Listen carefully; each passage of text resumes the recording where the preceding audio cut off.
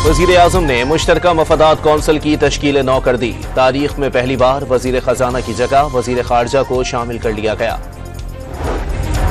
PIA की निजकारी जून तक मुकम्मल हो जाएगी। पाकिस्तान IMF के बड़े प्रोग्राम में शामिल होने जा रहा है। 14 और 15 अप्रैल को इजलास होंगे।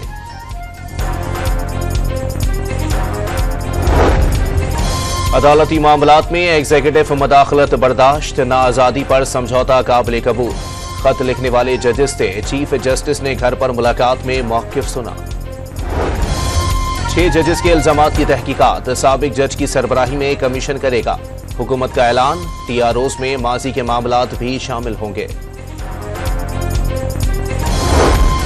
बानी PTI को दरपेश सिक्योरिटी खदशात का लेवल चेक करने की हिदायत। बानी PTI हो या अल्लाह दिता, सिक्योरिटी की जिम्मेदारी हमारी है। एडवोकेट जनरल पंजाब का जवाब।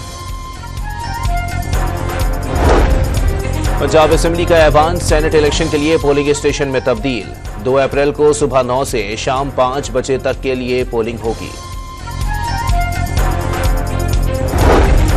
सेनेट इंतखाबात के लिए इस्लामाबाद और कराची में बैलेट पेपर्स की छपाई जारी। सफेद, सब्ज, गुलाबी और पीले रंग का बैलेट पेपर इस्तेमाल किया जाएगा। वजीर आला पंजाब नवाज शरीफ किसान कार्ड की मंजूरी दे दी। 5 लाख छोटे काश्तकारों को आसान शराइत पर 1 साल में 150 अरब का कर्जा दिया जाएगा। ओवरटेक्सिंग में बाप और भाई के हाथों लड़की का कत्ल केस। मुल्जिमान 2 रोजा जिस्मानी रिमांड पर पुलिस के हवाले। मकतूला की भाभी और भाई तफ्तीश के लिए तलब। कराची में बेलगाम डाकुओं ने एक और शहरी की जिंदगी निगल ली। गुलिस्तान जौहर में शहरियों के तशद्दुद से डाकू मारा गया। नॉर्थ नाज़िमाबाद में नौजवान ने डाकू को पकड़ लिया।